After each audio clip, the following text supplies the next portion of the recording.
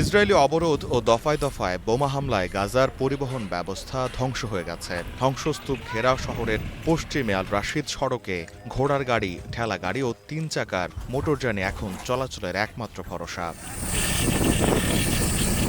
ধ্বংস হয়ে যাওয়া ভবনের পাশে দাঁড়িয়ে থাকা অস্থায়ী তাঁবুগুলোর পাশ দিয়ে ধীরে ধীরে এগিয়ে যাচ্ছে ভাঙাচোরা গাড়িতে টানা কার্ট।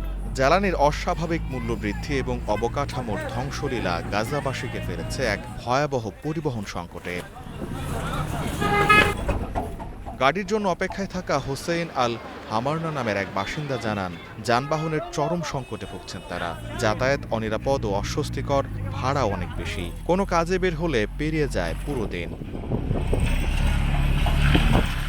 গাজায় ১ বছর পার হয়েছে ইসরায়েলের অবরোধ। এ সময় জ্বালানি ও যানবাহনের যন্ত্রাংশ প্রবেশ সম্পূর্ণ নিষিদ্ধ থাকায় পেট্রোল ও ডিজেলের দাম আকাশ ছুঁয়েছে। কোথাও প্রতি লিটার ডিজেল বিক্রি হচ্ছে ১০০ শেকেল বা $২৭ কাছাকাছি।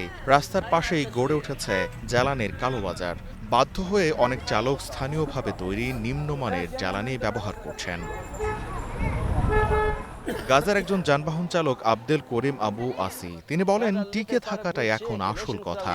গাড়ির যে যন্ত্রাংশ আগে ১০০ শেকেলে পাওয়া যেত, তার দাম এখন ২০০০ শেকেল ছাড়িয়েছে। আর সড়কও প্রায় চলাচলের অনুপযোগী। এই সংকট শুধু চালকদের নয়, সাধারণ মানুষের জীবনকেও করে ফেলেছে স্থবির। যেখানে প্রতিদিনের খাদ্য সংকট, সেখানে যাতায়াতের জন্য গাড়ি ব্যবহার অনেকটাই কমিয়ে দিয়েছেন বাসিন্দারা।